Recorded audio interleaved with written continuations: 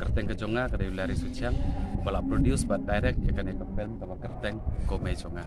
ka benengkong tam kade ka title jong kane ka film namar nga don ba ka attachment but imei jonga habang ayo sngo ya kata ka kentin komei jonga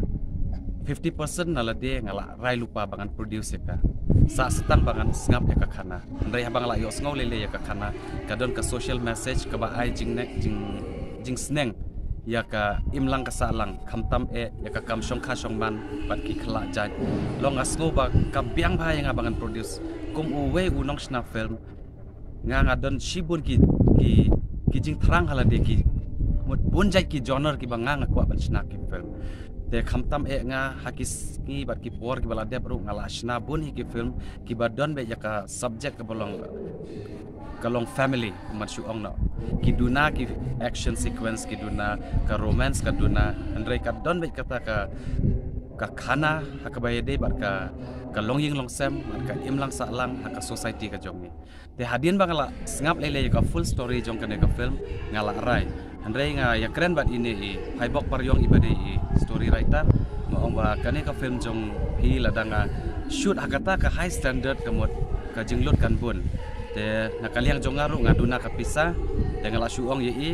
ngin pendep e ka film kat kum ka story tang ba ka low budget ngin ye le ban squeeze ya ka budget ban penduna ya ka jinglot tang ba ka film ka de ban long successful te hadin mangila sedang ban shoot kum ba shita ya we ai kala jiawan no ka lockdown ila haban sange shipon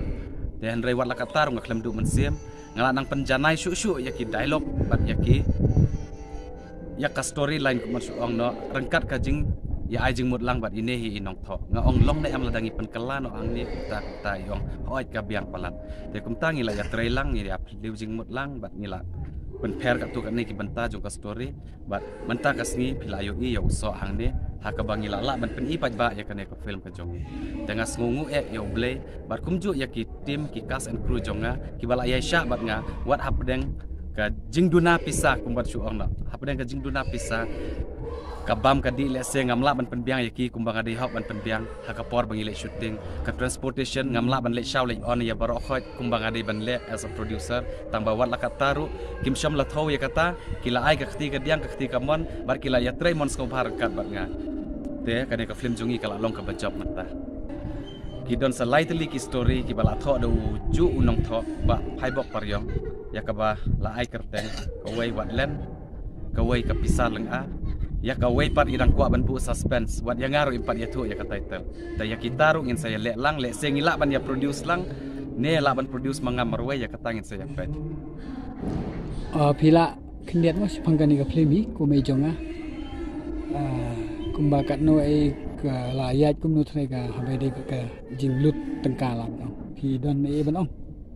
ngaku ai ban ya tu kendiat namar bakade ka low budget kumbakala ong na du pasdang ngabu ka budget total budget jong kene ka film lailak andrai kat banang yak kisngi kala nang lut